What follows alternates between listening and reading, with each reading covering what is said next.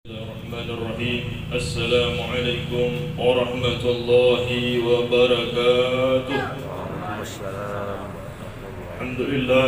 Alhamdulillah nahmaduhu wa nasta'inuhu wa nastaghfiruh wa na'udzu billahi min shururi anfusina wa min sayyiati a'malina.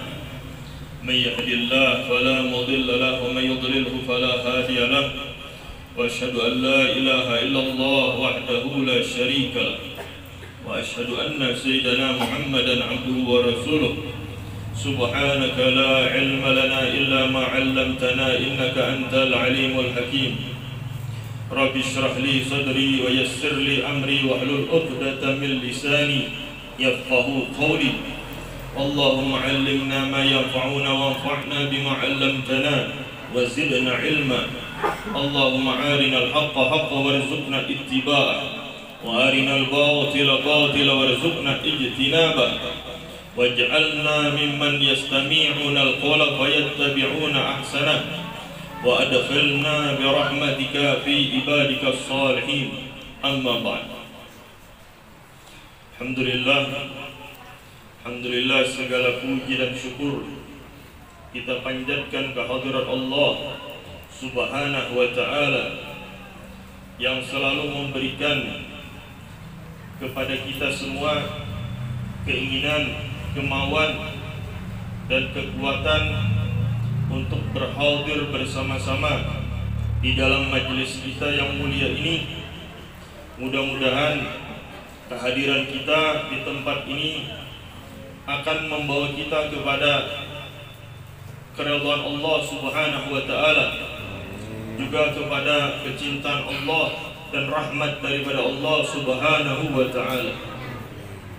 Kemudian salawat dan salam kita haturkan kepada junjungan kita Nabi besar Muhammad sallallahu alaihi wasallam, juga kepada para keluarga, sahabat, zuriat dan pengikut beliau ila yaumil qiyamah. Dan mudah-mudahan kita semua dimasukkan oleh Allah Subhanahu wa ta'ala daripada atba' dan ahbab daripada baginda Nabi Muhammad sallallahu alaihi wasallam. Yang ulun muliakan para habaib, para zuriat baginda Nabi Muhammad sallallahu alaihi wasallam yang bersama-sama hadir bersama kita dalam majelis yang mulia ini.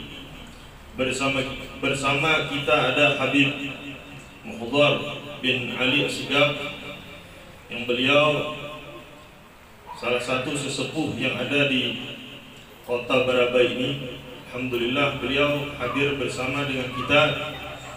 Juga paman kami, pemarina kami Al-Habib Mahdi bin Habib Abdullah Al-Habsyi, juga pemarina kami Al-Habib Syahabuddin bin Abdullah Al-Kaf, juga saudara kami Habib Khairuddin bin Agil Al-Idrus, dan juga Habib Ja'far bin Tahir Al-Idrus, dan juga tuan rumah kita sahibul majlis Al-Habib Fahruz bin Zaid Asgab bersama dengan ibunda beliau dan keluarga beliau yang telah menyediakan tempat kita bersama-sama mengadakan majelis yang mulia ini. Demikian juga para panitia, para relawan yang telah membantu lancarnya kegiatan majelis kita ini. Mudah-mudahan semuanya mendapat balasan yang melimpah daripada Allah Subhanahu wa ta'ala, dengan balasan kebaikan di dunia dan di akhirat. Demikian pula para hadirin wal hadirat yang dimuliakan Allah Subhanahu wa ta'ala, yang telah menyempatkan waktunya untuk bersama-sama menghadiri majelis yang mulia ini. Mudah-mudahan semua hajat keinginannya dikabulkan oleh Allah Subhanahu wa ta'ala, dan mudah-mudahan semuanya juga mendapatkan kemuliaan dunia dan akhirat. Alhamdulillah pada malam ini kita kembali mengkaji, mendalami kitab yang dikarang, yang disusun oleh Al-Habib Muhammad bin Abdullah Al-Haddad, yaitu kitab Ajalatus Sibak ila Makarimil Akhlaq, yang banyak mengajarkan kepada kita akan akhlak-akhlak yang diwariskan oleh baginda Nabi Muhammad sallallahu alaihi wasallam, dan juga diwariskan oleh keluarga baginda Nabi Muhammad, para sahabat daripada baginda Nabi Muhammad, dan juga para ulama salihin yang mengikuti ajaran daripada baginda Nabi Muhammad sallallahu alaihi wasallam. Itu dikumpulkan oleh Al-Habib Muhammad bin Abdullah Al-Haddar di dalam kitab beliau ini, yaitu Ajalatus Sibak ila Makarimil Akhlaq. Salah satu sahabat daripada baginda Nabi Muhammad sallallahu alaihi wasallam, yaitu Sayyidina Abdullah bin Mas'ud radhiyallahu an, beliau mengatakan, Inna Allah Ta'ala qasama bainakum akhlaqakum kama qasama bainakum arzaqakum. Sesungguhnya Allah Ta'ala itu telah membagi kepada kalian, di antara kalian, akan akhlak-akhlak kalian, sebagaimana Allah telah membagi di antara kalian dengan rizki-rizki kalian.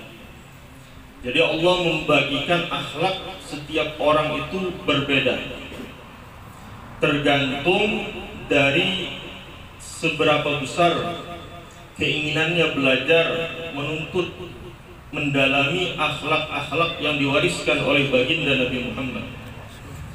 Jadi akhlak setiap orang itu berbeda-beda, sebagaimana Allah memberikan rezeki kepada setiap orang itu juga berbeda-beda. Cuma kalau rezeki yang diberikan Allah kepada seseorang itu bisa baik, bisa buruk, tergantung bagaimana orang itu menggunakan rezekinya, bagaimana seseorang itu menggunakan hartanya. Kalau digunakan di jalan yang baik, maka hartanya menjadi baik. Kalau digunakan pada jalan keburukan, maka hartanya pun akan menjadi kemudaratan bagi dirinya. Bahkan ilmu yang diberikan kepada seseorang itu belum tentu baik. Ilmu itu tergantung bagaimana kita menggunakannya. Apakah tujuannya untuk dunia atau untuk akhirat? Jikalau tujuannya untuk akhirat, maka akan menjadi kebaikan. Tapi jikalau ilmu itu digunakan untuk dunia, maka akan menjadi kemudaratan. Tapi kalau akhlak itu jelas akan baik. Kalau akhlak itu beda. Kalau rezeki, ilmu itu bisa baik, bisa buruk. Tapi kalau akhlak itu jelas baiknya. Maka kalau kita berusaha mendalami akhlak-akhlak yang diajarkan oleh baginda Nabi Muhammad, kemudian sedikit demi sedikit kita belajar mengamalkannya, berusaha untuk mengamalkannya, maka ini akan membawa kita kepada kebaikan dan kemuliaan dunia dan akhirat. Itu bedanya. Jadi ini adalah perkataan daripada sahabat Rasulullah Abdullah bin Mas'ud. Alhamdulillah kita di sini diberi Allah kesempatan bersama-sama mengkaji, mendalami daripada kitab Ajalatus Sibak ila Makarimil Akhlaq, yang di dalamnya adalah sebagian daripada akhlak baginda Nabi Muhammad sallallahu alaihi wasallam.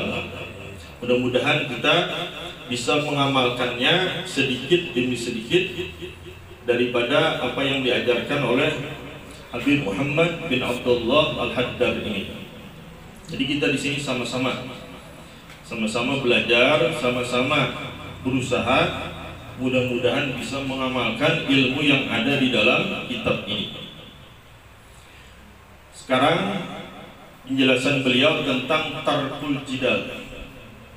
Tarkul jidal artinya meninggalkan perdebatan. Ini salah satu akhlak yang dianjurkan, yang diajarkan oleh baginda Nabi Muhammad adalah meninggalkan perdebatan yang tidak bermanfaat. Wa minal munjiyat, dan termasuk perkara yang menyelamatkan bagi manusia, tarkul jidal, meninggalkan perdebatan, wal khifam, dan perbantahan atau pertentangan atau permusuhan. Karena kebanyakan perdebatan itu akan menghasilkan permusuhan, akan memecah belah di antara kaum muslimin. Itu dampak daripada perdebatan. Ma'a taharatil qalbi minal hiqdi. Tujuan meninggalkan perdebatan adalah membersihkan hati daripada dendam dan kebencian. Wa ma'a qazmil ghaiz, yang disertai dengan menahan diri dari kemarahan, wal afwi wal ihsani ila zalim, dan memaafkan dan berbuat kebajikan kepada orang zalim. Artinya kalau dibawahi orang berdebat, dibawahi orang bahuwalan, maka kita berusaha untuk tidak melayaninya. Artinya jangan menghiraukannya. Ini adalah anjuran di antara akhlak baginda Nabi Muhammad sallallahu alaihi wasallam. Wa hadhihi min ummahatil fadail li'anna man taraka al-mira wa ihtamala al-jafa wa 'afa 'anil zalim summa ahsana ilaihi faqad ittahama aqabatan qu'udan la yaqta'aha illa ahlus sabri wa ahlul hazzil azimi indallah. Dan ini adalah termasuk daripada induk keutamaan-keutamaan, karena orang yang meninggalkan perdebatan, wahtamal jafa, dan orang yang menanggung al-jafa. Dalam istilah agama, al-jafa itu adalah keadaan di mana kita tidak diperdulikan oleh orang lain. Kita ini misalnya di masyarakat itu adalah seorang yang memiliki kedudukan.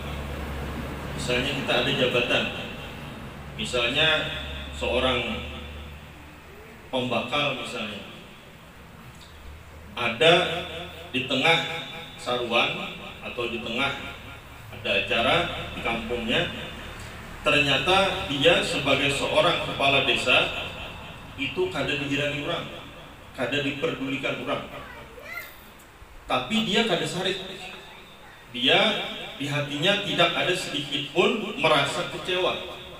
Nah, ini adalah contoh ihtamal jafa, menanggung keadaan ketika dia tidak diperdulikan orang lain. Atau misalnya dia adalah orang yang memiliki jasa, yani ada menghutangi jasa orang. Ternyata orang yang dihutanginya jasa itu kadang memperdulikannya. Pas bertamuan di satu tempat, di satu acara, padahal pernah dibantunya, pernah ditolongnya, ternyata orang yang pernah dibantunya, ditolongnya ini kada peduli, kada menghiraninya, seolah-olah kada kenal. Nah, ini dia walaupun mendapat perlakuan yang demikian, dia kada sarif, di hatinya kada ada kecewa, kada ada dendam. Nah, ini namanya ihtamal jafa, menanggung sikap tidak bersahabat dari orang lain. Wa 'afa 'anil zalim, kemudian dia memaafkan atas orang zalim. Summa ahsana ilaih, kemudian dia berbuat baik kepadanya. Maka orang yang bisa melakukan keadaan yang seperti ini, kata Habib Muhammad bin Abdullah Al-Haddar, faqad tahamal aqabah qu'udan la yaqta'aha illa ahlus sabri. Orang yang melakukan seperti ini berarti dia telah menempuh jalan yang sulit, yang tidak bisa menyelesaikannya kecuali orang yang disebut ahli sabri, orang yang bujur-bujur sabar. wa ahlu hazzil azim indallah, dan orang yang memiliki keuntungan yang besar di sisi Allah Subhanahu wa taala. Nah, ini adalah orang yang sabar mendapat sikap yang tidak baik ketika berkumpul dengan orang banyak. Tidak dihormati, tidak ditempatkan sesuai dengan kedudukannya, dan dia menerima hal itu dengan sabar, dengan lapang dada. Maka ini orang disebut ahlul hazzil azim, orang yang mendapatkan keuntungan yang besar di sisi Allah Subhanahu wa taala. Allah berfirman di dalam Al-Qur'anul Karim, "Wala tastawil hasanata wala sayyi'ah idfa' billati hiya ahsan fa idzal ladzi bainaka wa bainahu adawatan ka'annahu waliyyun hamim. Wa ma yulaqqaha illa allazina sabaru wa ma yulaqqaha illa zu hazzin azim." Allah berfirman di dalam Al-Qur'anul Karim, dan tidaklah sama antara kebajikan dengan keburukan. Allah berfirman, orang yang baik lawan orang jahat itu kada sama. Di sisi Allah pasti kada sama. Ini adalah firman Allah. Idfa' billati hiya ahsan. Tolaklah kejahatan dengan cara yang lebih baik. Fa idzal ladzi bainaka wa bainahu adawatan ka'annahu waliyyun hamim. Maka tiba-tiba orang yang di antara engkau dan antara dia itu ada permusuhan, seolah-olah dia itu menjadi teman yang sangat setia. Nah, kadang-kadang orang yang jahat, orang yang zalim kepada kita, itu kalau kita balas dengan kezaliman, itu masalahnya kada selesai, kada akan menjadi kebaikan. Tapi ketika orang jahat itu kita balas dengan kebaikan, maka itu bisa merubah orang yang asalnya jahat itu menjadi baik, menjadi teman kita, menjadi sahabat kita. Ini adalah ajaran Al-Qur'anul Karim. Wa ma yulaqqaha illa allazina sabaru wa ma yulaqqaha illa zu hazzin azim.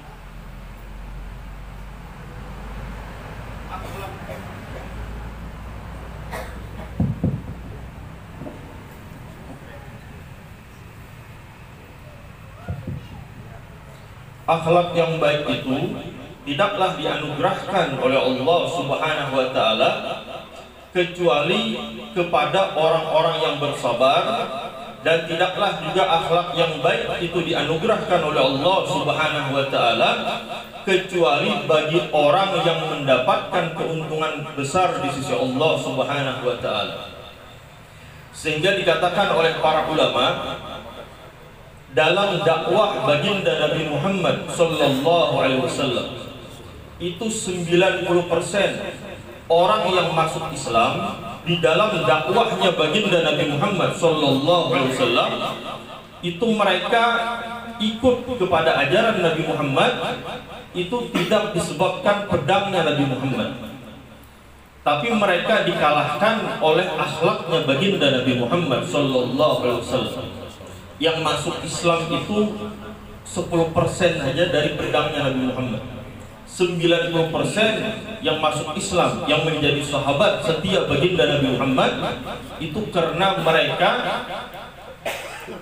melihat, menyaksikan, dan terpengaruh daripada akhlaknya baginda Nabi Muhammad sallallahu alaihi wasallam. Jadi bukan pedangnya, bukan beliau mengajak berperang, bukan hasil dari peperangan yang dilakukan oleh baginda Nabi Muhammad, tapi daripada akhlak yang dicontohkan, yang diperlihatkan oleh baginda Nabi Muhammad sallallahu alaihi wasallam.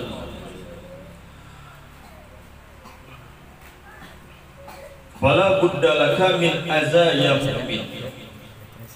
Maka mau tidak mau engkau akan mendapatkan cacian wahai orang yang beriman.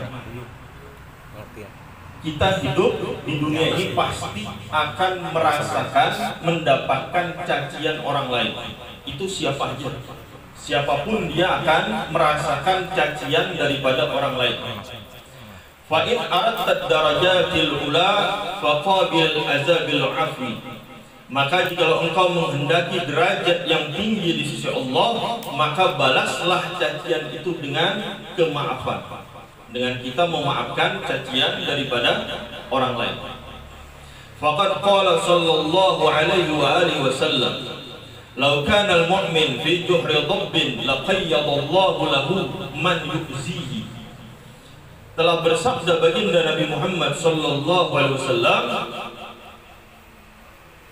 meskipun seorang beriman itu ada di dalam sarangnya biawak, ada di lubang biawak, maka artinya bersembunyi di lubang biawak, maka Allah akan mengirim seseorang untuk mencacinya.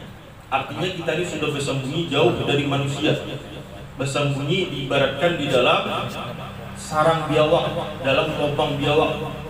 Itu pada akhirnya nanti akan ada orang yang menyambati kita. Ini hadis Nabi.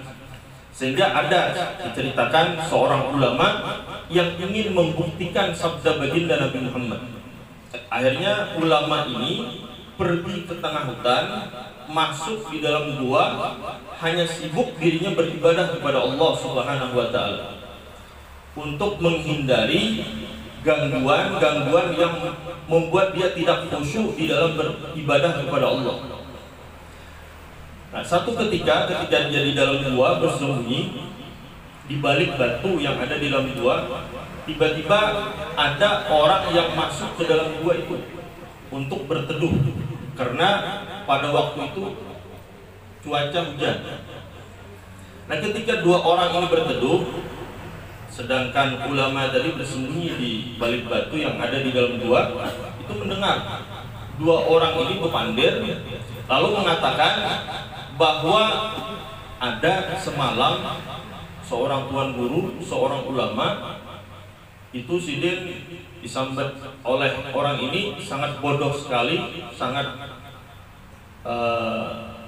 ibarat kita sangat bungul benar, hakun buka ke hutan bersembunyi dalam gua. Ada hakun berkumpul dengan orang banyak. Nah, ulama ini yang bersembunyi dalam gua tadi mendengar.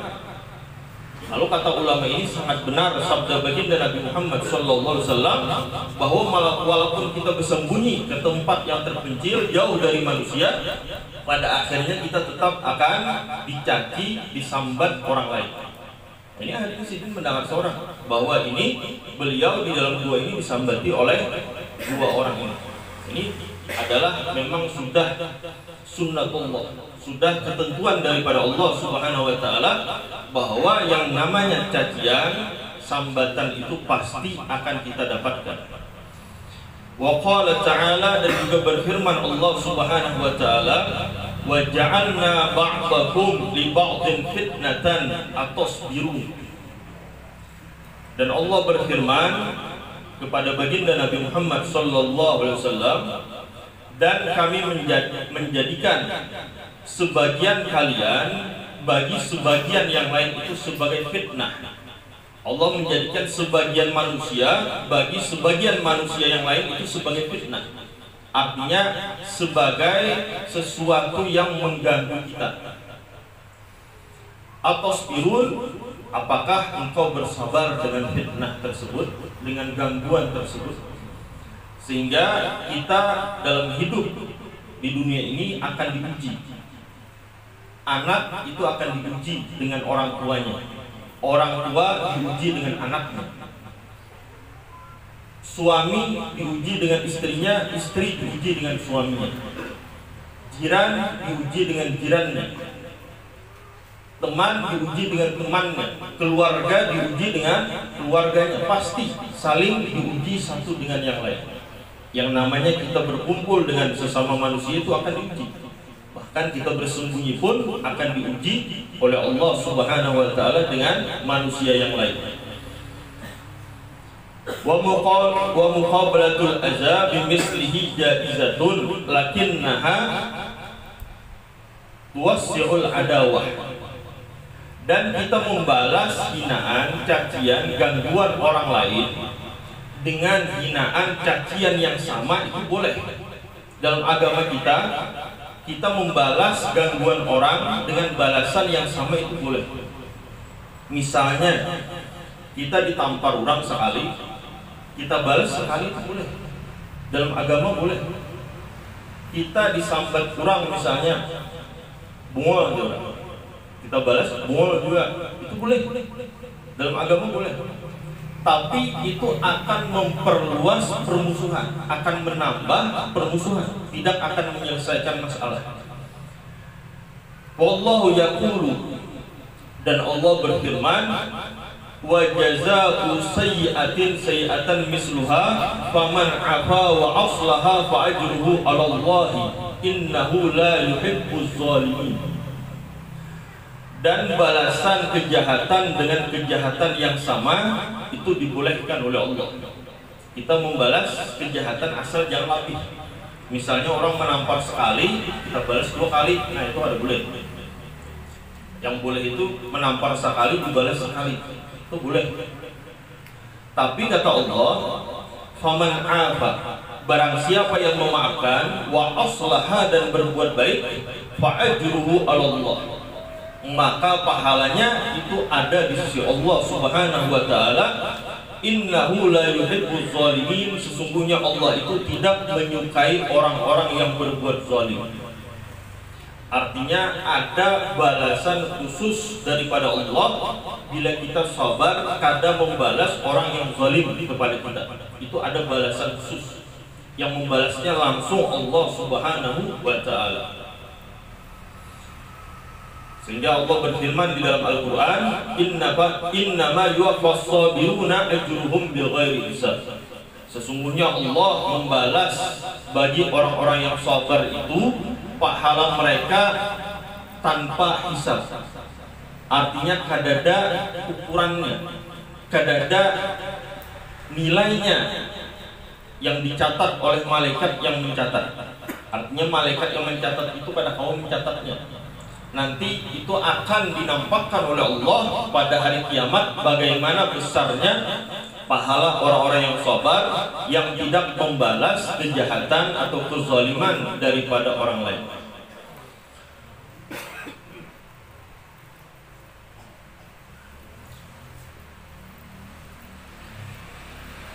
Wa qala sallallahu alaihi wasallam, dan juga bersabda baginda Nabi Muhammad sallallahu alaihi wasallam, ana za'imun liman tarakal mira wa huwa muhibbun bi baitin fi rabadil jannah wa bi baitin fi wasatil jannah wa bi baitin fi a'lal jannah, rawahu Tabrani.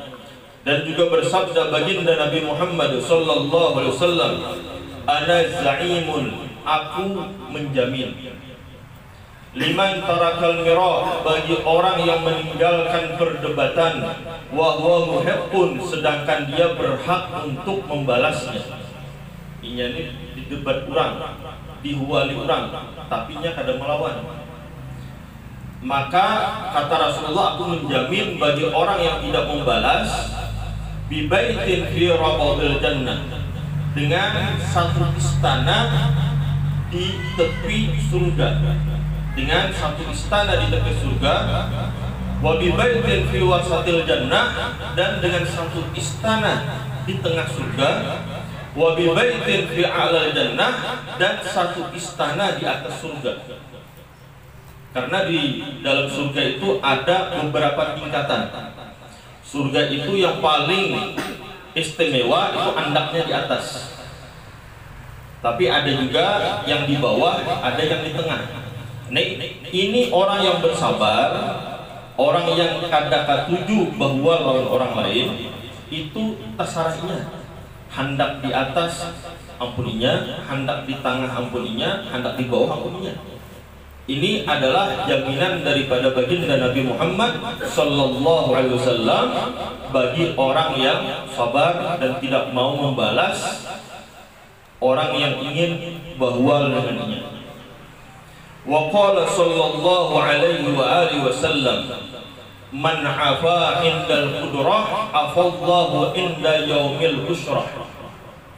Barang siapa yang memaafkan sedangkan dia mampu untuk membalas, maka Allah akan memaafkannya pada hari kesulitan.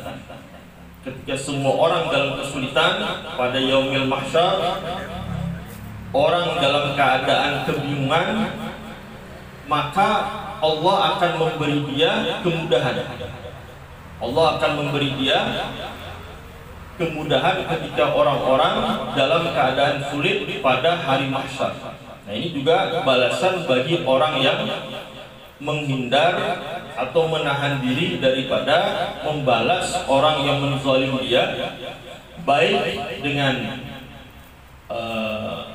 perkataannya atau dengan perbuatannya. Nah, ini adalah balasan bagi orang yang bersabar. Jadi dalam agama kita, agama Islam, itu secara umum berdebat itu dilarang. Jadi secara umum berdebat itu dilarang di dalam agama.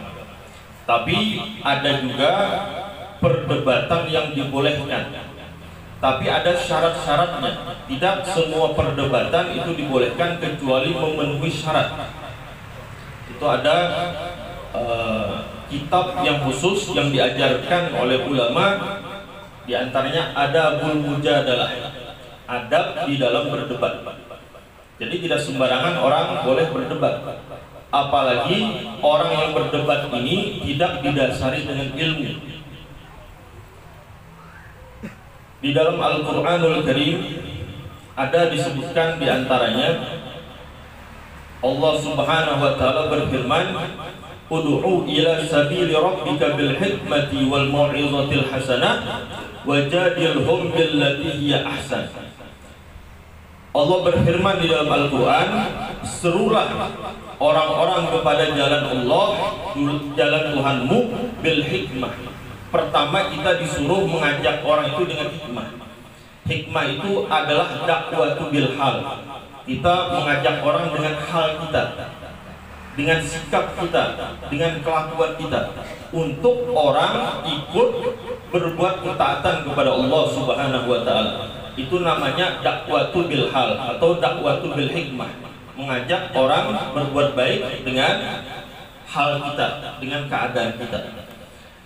Kemudian di dalam ayat itu juga wal mau'izatil hasanah, dengan dakwatul lisan. Kita mengajak orang dengan lisan kita, dengan mulut kita, mengajak orang untuk berbuat taat kepada Allah Subhanahu wa Ta'ala dan meninggalkan maksiat. Nah, ini dakwatu bil lisan. Kemudian kalau dakwah bil hal ini kada mampu, dakwah bil lisan kada mampu, baru kita wajadilhum billati hiya ahsan. Baru kita disuruh berdebat dengan syarat debat itu menghasilkan dampak yang lebih baik. Artinya kalau kita mendebat orang, ini dampaknya baik kada? Kalau dampak negatifnya lebih besar, maka sebaiknya kita tinggalkan. Tapi kalau dampak positifnya yang baiknya lebih besar, maka silahkan kita berdebat.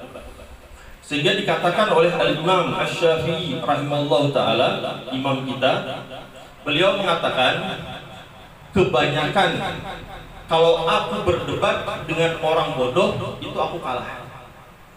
Jadi bila aku nih berdebat dengan orang bodoh, kebanyakannya aku tuh kalah.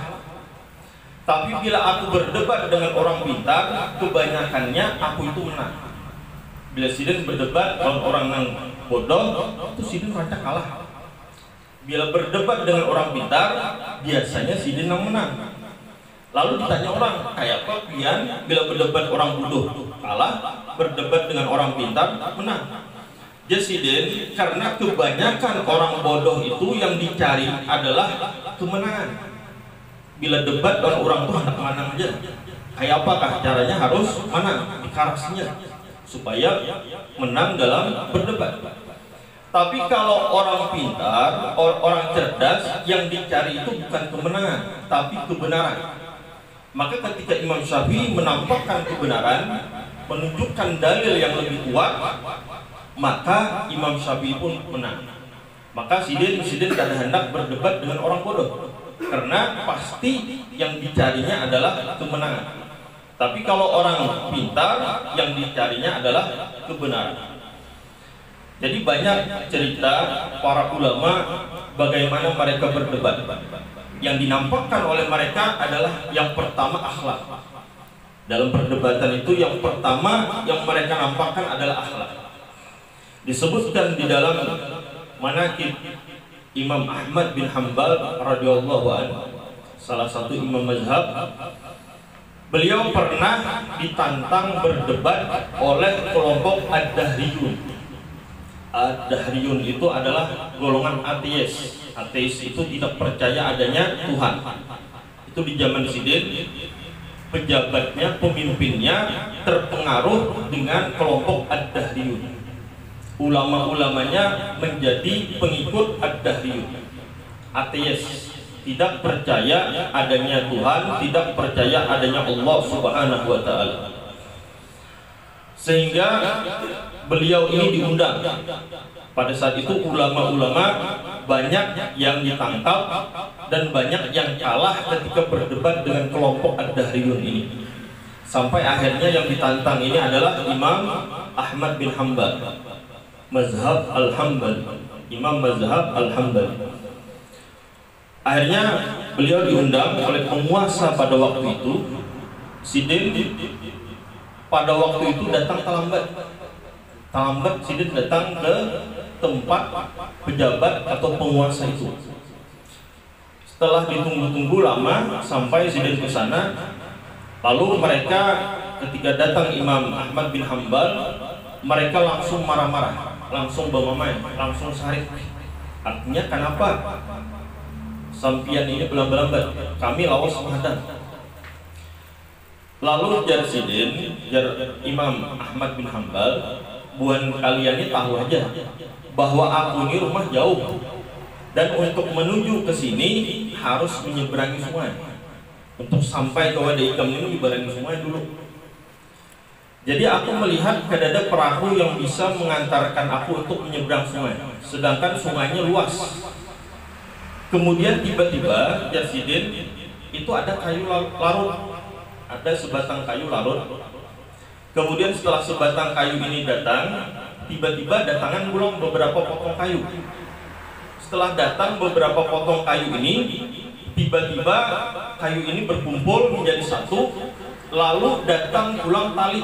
Di sungai itu datang tali, yang mana tali ini akhirnya mengikat kayu tadi menjadi satu perahu. Setelah ini jadi perahu, kayu ini jadi perahu, aku berbuat langsung perahu ini menyeberangkan aku ke seberang sungai. Itu dipisahkan Sidin di hadapan orang-orang Dahriyun, orang-orang ateis ini. Lalu ulama Dahriyun dan penguasa yang ada pada waktu itu langsung ucap, "Pian ini pendusta, pian ini mengaramput." Ada mungkin gak itu terjadi? Pasti ada mungkin. Karena mungkin kayu tak kumpul, datang tali, tak ikat seorang, lalu dia menyebarang seorang. Itu dusta. Lalu akhirnya tersenyum Imam Ahmad bin Hanbal. Sekarang berarti engkau tidak percaya bahwa itu terjadi. Kadang mungkin kayu itu terkumpul sendiri kecuali ada yang mengumpulkan. Tidak mungkin terikat menjadi perahu kecuali ada yang mengikat. Sekarang engkau saksikan bagaimana teraturnya alam semesta, bagaimana semua terjadi sesuai dengan ukurannya, bagaimana Allah mengatur segala sesuatu itu terlihat indah, terlihat rapi, sehingga kita bisa merasakan nikmat-nikmat daripada Allah Subhanahu wa Ta'ala. Tidak mungkin itu terjadi kalau tidak ada yang mengaturnya. Kalau engkau tidak percaya dengan perahu yang bisa demikian, kenapa engkau tidak percaya dengan yang teratur daripada alam semesta ini? Bahwa itu pasti ada yang mengaturnya, dan itu adalah Allah Subhanahu wa Ta'ala. Akhirnya ulama-ulama Ad-Dahriyun itu terdiam, dan pada akhirnya mereka bertobat dan kembali kepada ajaran yang benar sebagaimana yang diajarkan oleh baginda Nabi Muhammad sallallahu alaihi wasallam. Nah, ini contoh debat bagaimana beliau menggunakan logika, menggunakan cara yang sangat halus sampai orang itu menerima kebenaran. Ini cara berdebat yang dibolehkan di dalam agama kita. Nah, jadi berdebat itu pada umumnya tidak baik, tapi ada yang dibolehkan, tapi harus dengan adab-adabnya, dengan akhlak-akhlaknya. Nah, ini sedikit penjelasan daripada Al-Habib Muhammad bin Abdullah Haddad. Mudah-mudahan menjadi ilmu yang bermanfaat dan bisa membawa kita kepada kebahagiaan dan kemuliaan dunia dan akhirat. Mungkin ini yang bisa ulun sampaikan. Salah khilaf minta maaf, minta redha. Hakaza minni, wassalamualaikum warahmatullahi wabarakatuh. Al-Fatihah. Alamin ar-Rahim.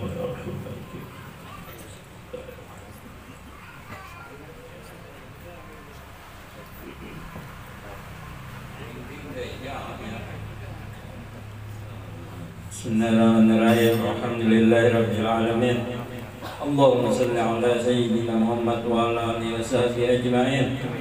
Allahumma ighfir li dhunubana wa li walidayna wa li jami'il mu'minina wal mu'minat wal muslimina wal muslimat al ahya'i minhum wal amwat wattabi'in bainana wa bainahum bil khairati rabbikfir warham wa anta khairur rahimin. Allahumma inna nas'aluka salamatan fid din wa 'afiyatan bil jasadi wa jidatan bil ilmi wa barakatan fil rizqi wa tawbatan qabla al maut wa rahmatan inda al maut wa maghfiratan ba'da al maut. Allahumma awin alaina fi sawrati al maut wa najata minan nar wa 'afina hisab. Rabbana la tuzigh qulubana ba'da idh hadaytana wa hab lana min ladunka rahmatan innaka antal wahhab. Allahumma inna afwa wal afiyah fid din wad dunya wal akhirah. Rabbana jalanna anfusana faghfir lana warhamna wa anta khairur rahimin. Rabbana hab lana min azwajina wa dhurriyyatina qurrata a'yun lil muttaqina imama. Rabbana atina fid dunya hasanah wa fil akhirati hasanah wa qina adzabannar. Wa sallallahu ala sayyidina Muhammadin wa ala alihi wa sahbihi wasallam. Walhamdulillahi rabbil alamin. Inna wa minkum taqabbal.